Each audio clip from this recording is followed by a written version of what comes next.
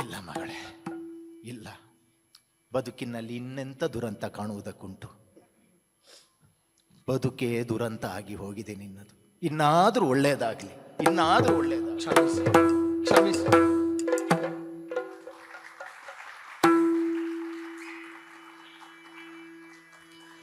ಮರುಳೇ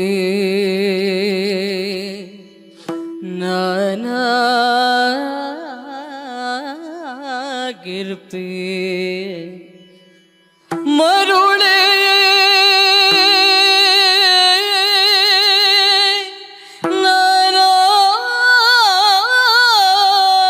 ನಾನಾಗಿರ್ಪೆ,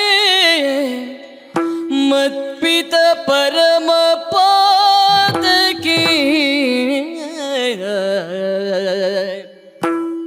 ಮರುಳೇ ನಾನಾಗಿರ್ಪೆ, ಮತ್ಪಿತ ಪರಮ ಪಾತಕಿ ಸಾಲ್ವ ಮೂರ್ಖನು ಸುರನದಿ ಸುತ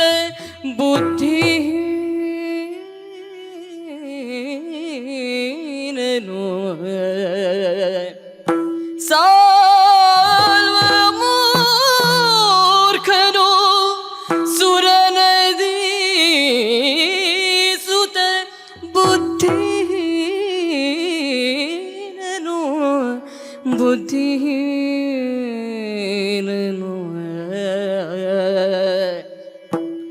ಎನ್ನ ಸೃಷ್ಟಿಸಿದ ಸರಸಿಜಾಸನ ದುಷ್ಟನು,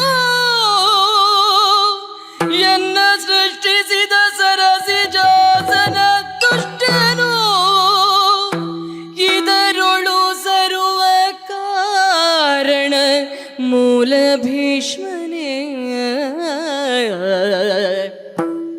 ಇದರೊಳು ಸರ್ವ ಕಾರಣ ಮೂಲ ಭೀಷ್ಮನೇ,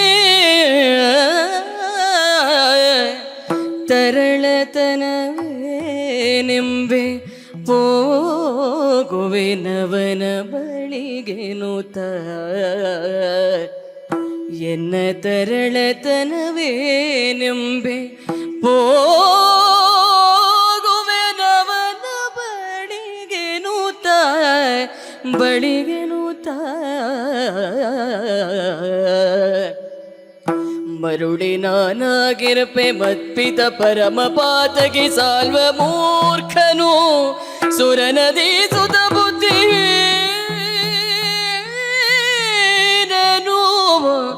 ಎನ್ನ ಸೃಷ್ಟಿಸಿದ ಸರಸಿಜಾಸನ ದುಷ್ಟರು, ಇದರೊಳು ಸರ್ವ ಕಾರಣ ಮೂಲ ಭೀಷ್ಮನೇ, ತರಳತನವೇನೆಂಬೆ ಹೋಗುವೆ ಅವನ ಬಳಿಗೆ ನೂತ, ಅಕಟ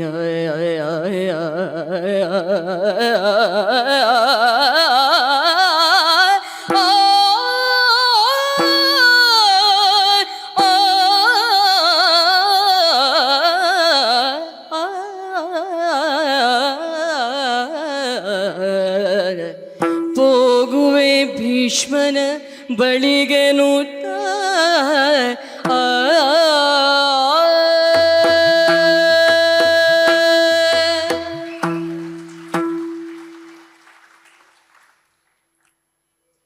ಶಿವನೇ, ಲಯವನ್ನು ನಿಯಂತ್ರಿಸುವ ಪ್ರಭು ನೀನು.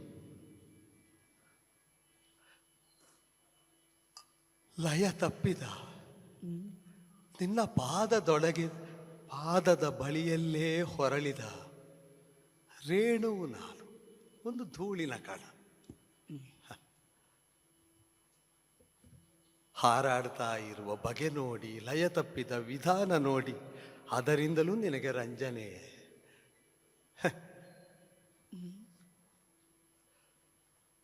ಎಲ್ಲಿ ಹೋಗಬೇಕು, ಏನು ಮಾಡಬೇಕು ಅಂತ ತಿಳಿಯದೆ ಮನಸ್ಸು ಹೇಳಿದಲ್ಲಿಗೆ ಹೋದದ್ದಲ್ಲ, ಬುದ್ಧಿ ಸೂಚಿಸಿದಲ್ಲಿಗೆ ಬಂದದ್ದಲ್ಲ, ಕಾಲು ಸಾಗಿದಲ್ಲಿಗೆ ದೇಹ ಅನುಸರಿಸಿತು. ಬಂದು ನಿಂತ ನೆಲೆಯನ್ನು ಈಗ ನೋಡ್ತೇನೆ, ಹಸ್ತಿನೇ.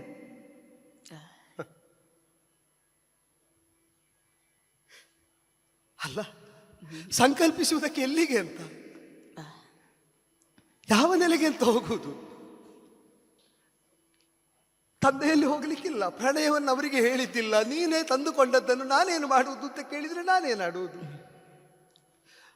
ಪತಿಗ್ರಹವನ್ನು ಸೇರ್ತೇನೆ ಅಂತ ಹೋದರೆ ನಾನಲ್ಲಿ ಬೇಡ, ನನ್ನಲ್ಲಿ ಅರ್ಹತೆ ಇಲ್ಲ, ಯೋಗ್ಯತೆ ಇಲ್ಲ, ಪಾರಿಶುದ್ಧಿ ಇಲ್ಲ, ನಾ ಪರಿತ್ಯಕ್ತಳು. ಈ ಲೋಕಕ್ಕೆ ಹೊರಡಿಸಿದ ದೇವರಿಗೂ ನಾ ಬೇಡ. ಕಾಶಿಯಿಂದ ಹೊರಟು ಬಂದ ತಾಣ ಹಸ್ತಿನೇ ಎಂಬುದರಿಂದ ಇಲ್ಲಿ ಬಂದಿದ್ದೇನೆ, ಇಲ್ಲಿ ನಾನು ಬೇಕೋ? ಇದು ನನಗೆ ಬೇಡ ಅಂತ ಬಿತ್ತ ನೆಲೆ ಎಲ್ಲಿ?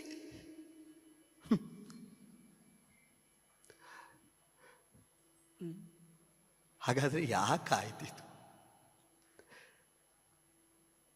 ಸರ್ವತ್ರ ಭ್ರಷ್ಟತೆ ಕಲ್ಪಿತವಾಗಿ ಈ ದಯನೀಯ ಅವಸ್ಥೆ ಪ್ರಾಪ್ತವಾಗುವಂತೆ ಯಾವ ಅಪಚಾರ ಮಾಡಿದೆ?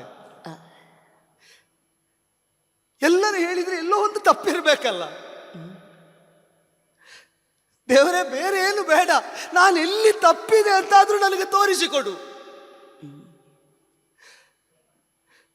ಸಂಕಟ ಅದು.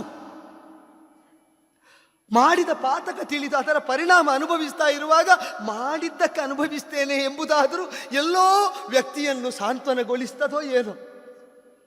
ಯಾವುದನ್ನು ಮಾಡಿದ್ದಕ್ಕೆ? ಅಪ್ಪ ಸ್ವಯಂವರ ನಿರ್ಣಯಿಸುವಾಗ ಬೇಡ ಅಂದನ, ಒಪ್ಪಿ ಅನುಸರಿಸಿದೆ. ಸಾಲ್ವ ಕಂಡ, ಇಷ್ಟ ಆದ, ಮಾತಾಡುವಾಗ ಮತ್ತಷ್ಟು ಹತ್ತಿರ ಆದ, ವರಿಸುತ್ತ ಕೈಯೊಡ್ಡಿದರೆ ಮನಸ್ಸಿಗೆ ಬೇಕು ಕಂಡಿತ್ತು. ಕೈ ಹಿಡಿದು ಹೋದ್ರೆ ಹೆಣ್ಣಿಗೆ ಸ್ವೇಚ್ಛೆ ಸಲ್ಲದು, ಸ್ವಾತಂತ್ರ್ಯ ಸಲ್ಲದು ಹೇಳ್ತಾರೆ. ಗಾಂಧರ್ವ ವಿಧಿಯಿಂದ ಕರಗ್ರಹಣ ಮಾಡಿ ಮದುವೆ ಆದರೆ ಅಪಚಾರ ಅಲ್ಲ ಅಂತ ಅವರೊಪ್ಪಿದ ಶಾಸ್ತ್ರವೇ, ಶಾಸ್ತ್ರಜ್ಞರೊಪ್ಪಿದ ಶಾಸ್ತ್ರವೇ ಕ್ಷತ್ರಿಯಾಣಿಯಾದವಳಿಗೆ ವಿಹಿತವಾಗಿಸಿದ್ದಲ್ವೋ. ಮನಸ್ಸೊಪ್ಪಿದ ಪುರುಷ ಅಂತ ಕೈ ಹಿಡಿದು ಹೋಗಿದ್ರೆ ಅಪ್ಪನ ಮಾತು ಗಂಗೆಯಲ್ಲಿ ತೇಲ್ತಿತ್ತು ಶವವಾಗಿ. 3 ಕನ್ಯೆಯರಿಗೆ ವಿವಾಹ ಮಾಡಿಕೊಡ್ತೇನೆ, ಬನ್ನಿ, ಪರಾಕ್ರಮವನ್ನು ಪಣವಾಗಿಟ್ಟು ಹೋರಾಟ ಮಾಡಿ ಅಂತ ಹೇಳಿದ. ಅಪ್ಪನ ಮಾತಿಗಿಂತ ನಾನು ಸಿಡಿದು ನಿಂತರೆ ನನ್ನ ತಂಗಿಯರ ಸ್ಥಿತಿ ಏನಾಗ್ತಿತ್ತು ಗೊತ್ತಿಲ್ಲ. 3 ಅಂತ ಹೇಳಿದ್ದಾರೆ, ಅಕ್ಕ ಓಡಿ ಹೋಗಿದ್ದಾಳೆ. ತಂಗಿಯಂದಿರು ಯಾರಾದ್ರೂ ಹೋರಾಡ್ತಿದ್ರು, ರಕ್ತ ಚೆಲ್ಲುತ್ತಿದ್ರು ಆ ಮಕ್ಕಳು ಬೇಕು ಅಂತ? ಪ್ರತಾಪಸೇನ ನಾವು ಇಬ್ಬರು ಹೆಣ್ಣು ಮಕ್ಕಳು ಬೇಕು ಅಂತ ಯಾರಾದರೂ? ಗೊತ್ತಿಲ್ಲ. ಹಾಗಾದರೆ ನನ್ನಪ್ಪ ಪಣ ಇಟ್ಟಿದ್ದಾನೆ ಅಂತ ಪ್ರಣಯ ಹುಟ್ಟಿದ್ರು ತಡೆದು ಸಂಯಮದಿಂದ ನನಗೆ ಬೇಕಾದ್ದನ್ನು ಹೊಂದುವಾಗ ನನ್ನವರಿಗೆ ತೊಡಕಾಗಬಾರದು, ಅಪ್ಪನಿಗೆ ಭಂಗ ಬರಬಾರದು, ತಂಗಿಯಂದಿರ ಬದುಕು ಬರಡಾಗಬಾರದು ಅಂತ ಹಂಬಲಿಸಿ ಹೇಳಿದರೆ ಎಲ್ಲರನ್ನು ಗೆಲ್ಲುತ್ತೇನೆ ನಾನು. ಗೆದ್ದದ್ದು ಹೌದಾದರೆ ಅಪ್ಪನನ್ನು ಅನುಸರಿಸಿದ ತೃಪ್ತಿ ಉಂಟು. ಮತ್ತೆ ಅಪ್ಪ ಬದಲಾದರೂ ನಾನಿನ್ನ ಕೈ ಹಿಡಿತೇನೆ ಈ ಆಶಯದಿಂದಲೂ ಆಡಿದ್ದು. ಪ್ರಣಯ ಹುಟ್ಟಿತು ಅಂತ ವಾಸ್ತವವನ್ನು ಮರೆತು ವರ್ತಿಸಿದರೆ ಭೀಷ್ಮ ಬಂದ, ಕರೆ ತಂದ, ಗೊತ್ತಿತ್ತು, ಹೋಗಬಾರ್ದಿತ್ತು, ಮಾಡಬಾರ್ದಿತ್ತು. ಮೀಸೆ ಹೊತ್ತ ಹೊಂತಕಾರಿಗಳಾದವರು ಆಯುಧ ಪಾಣಿಗಳಾಗಿ ಕ್ಷತ್ರಿಯರಂತ ಹೇಳ್ತಾ ಎದೆಯುಬ್ಬಿಸಿ ನಿಂತವರು ಒಬ್ಬರೂ ಭೀಷ್ಮರನ್ನು ಪ್ರತಿಭಟಿಸಲಿಲ್ಲ. ಒಬ್ಬಳ ಅಂಬೆ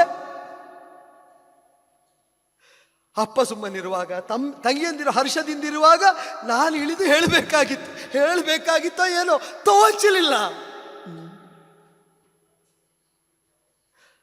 ಸಮಯ ಸಾಧಿಸಿ ಸಾಧ್ಯ ಆದ ವಿಧಾನದಲ್ಲಿ ಭೀಷ್ಮನನ್ನೊಪ್ಪಿಸಿ ಸಾನೊಲ್ಲಿಗೆ ಹೋದರೆ ಭೀಷ್ಮನ ಜೊತೆಗೆ ಹೋದವಳು ಬೆರೆತು ದೇವರೇ. ಈಗೇನಾಯ್ತು? ಒಬ್ಬ ಅಂಬೆಗೆ ಮಾತ್ರ ಗತಿಭ್ರಷ್ಟತೆ ಬಂದದ್ದು, ಬೇರೆ ಯಾರು ಗತಿ ಇಲ್ಲ ಅಂತ ಆದದ್ದು.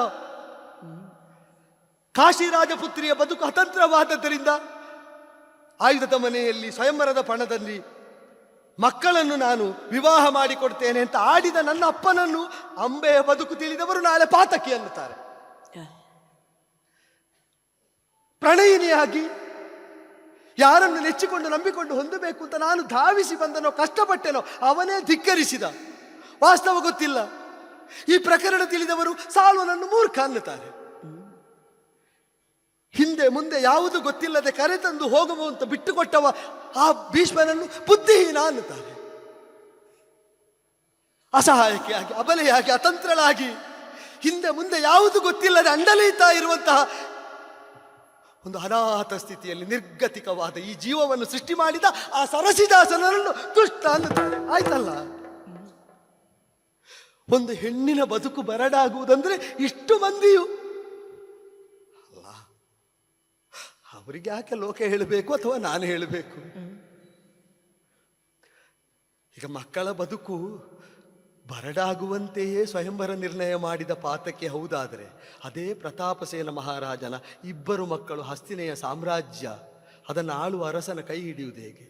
ಇಲ್ಲ, ನನ್ನ ಅಪ್ಪನಿಗೆ ಹೇಳಲಿಕ್ಕಿಲ್ವೋ ಏನೋ, ಎರಡು ಮಕ್ಕಳಿಗೆ ಸದ್ಗತಿಯಾಗಿದೆ ಅಲ್ಲ, ಒಬ್ಬಳು ಮಾತ್ರ ಅಲ್ವೋ? ಅಪ್ಪನಿಗೆ ಮಾತ್ರ ಅಲ್ಲ, ಸಾಲ್ವನನ್ನು ಮೂರ್ಖ ಅಂತ ಹೇಳಲಿಕ್ಕಿಲ್ಲ ಲೋಕ. ಈಗ ಅವ ಖಳರಾಯನೇ ಇರಲಿ, ಶಕ್ತಿ ಮೀರಿ ಯತ್ನಿಸಿದ್ದನ್ನು, ಹೋರಾಟ ಮಾಡಿದ್ದನ್ನು ಕಾಶಿಯ ರಾಜರುಗಳು ತುಂಬಿದ್ದ ರಾಜಮಂಡಲದಲ್ಲಿ ಎಲ್ಲರೂ ನೋಡಿದ್ದಾರೆ. ತಾನು ಪ್ರಯತ್ನಿಸಿ ಕೈ ಸೇರದ್ದು ಭೀಷ್ಮನ ಜೊತೆಗೆ ಹೋದ ಮೇಲೆ ಬಿಟ್ಟ ಪುರುಷ ಅಲ್ವೋ? ಇಲ್ಲ, ವಿವೇಕಿಗಳಾದ ರಾಜರುಗಳು ಅವನ ಕೃತ್ಯವನ್ನು ಸರಿ ಎಂದಾರೋ ಏನು?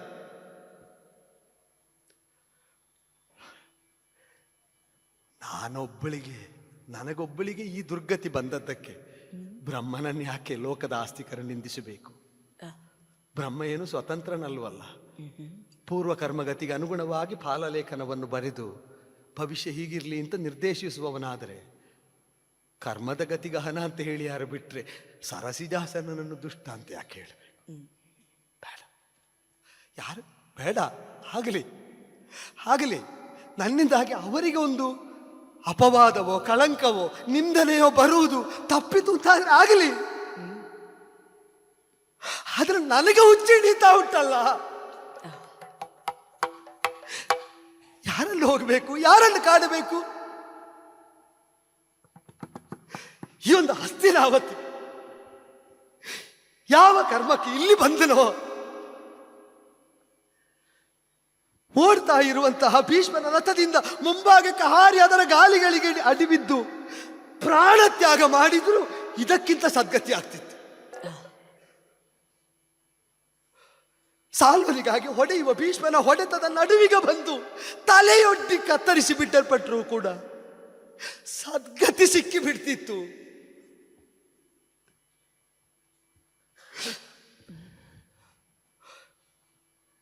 ಬಳಸಿ ಎಸೆದದ್ದು ಅಲ್ಲ, ಮುಟ್ಟದೆ ಎಸೆದು ಬಿಟ್ರಲ್ಲ. ಇದನ್ನು ಒಬ್ಬರು ಮುಟ್ಟದೆ ಎಸೆದು ಬಿಟ್ರಲ್ಲ.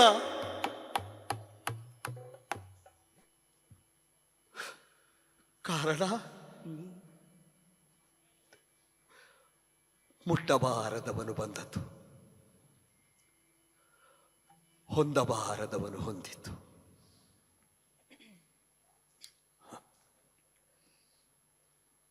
ಮದುವೆಗೆ ಬಾಹಿರನಾದವನು ಮದುವೆಯ ಮಂಟಪವನ್ನು ಸೇರಿತು.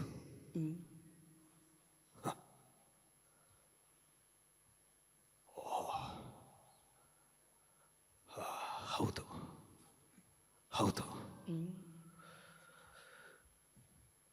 ನನ್ನ ಪ್ರಣಯ ನಾನು ಹೊಂದದಂತೆ ಬೇರಾರನ್ನು ಸಾಲು ನಿಂದಿಸಿದ್ದಿಲ್ಲ. ಭೀಷ್ಮನ ಜೊತೆ ತನಗೆ ಹೊಣೆ ಇಲ್ಲ ಅಂತ ಆದ್ರೆ ಬ್ರಾಹ್ಮಣರನ್ನಾದ್ರೂ ಕಳಿಸಿಕೊಟ್ಟದ್ದು ಯಾಕೆ? ತನ್ನದಾವುದು ತಪ್ಪಿರಲ್ಲ ಅಂತ ಆದ್ರೆ ತರ್ತಿರ್ಲಿಲ್ಲ ಅಂತರಾದ್ರೂ ಹೇಳಿದ್ಯಾಕೆ? ಗೊತ್ತಿದ್ರೆ ತರ್ತಿರ್ಲಿಲ್ಲ ಎಂಬುದು ಭೀಷ್ಮನ ಮಾತಲ್ವೋ? ಹಾಗಾದ್ರೆ ತಮ್ಮನಿಗಾಗಿ ತಂದೆ, ತಮ್ಮ ಬೇಡ ಅಂತ ಆದ್ರೆ ನಿನಗೆ ಬೇಕಾದವರನ್ನು ಹೊಂದಿಕೋ ಅಂತ ಬಿಟ್ಟು ಕಳಿಸಿದ್ದ ಹೌದಾದ್ರೆ ತನಗೆ ಹೊಣೆ ಇಲ್ಲದಿದ್ದರೆ ತಾನು ಯಾಕೆ ಕಳಿಸಿಕೊಡಬೇಕು? ತಮ್ಮನಿಗಾಗಿ ಕರೆತಂದವನಿಗೆ ಸಾಲ್ವನಲ್ಲಿಗೆ ಕಳಿಸಿಕೊಡುವ ಹೊಣೆ ಉಂಟು ಅಂತಾದರೆ ಯಾರ್ಯಾರನ್ನೋ ಯಾಕೆ ಕಾರಣ ಮಾಡಬೇಕು? ಎಲ್ಲದಕ್ಕೂ ಅವನೇ ಕಾರಣ, ಅವನೇ ಕಾರಣ. ಹಸ್ತಿನಿಗೆ ಬಂದಾಗ ಎಲ್ಲಿದ್ದಾನೆ, ಹೋಗ್ತೇನೆ, ಅತ್ತ ಹೋಗುತ್ತೇನೆ, ಅಲ್ಲಿಗೆ ಹೋಗುತ್ತೇನೆ.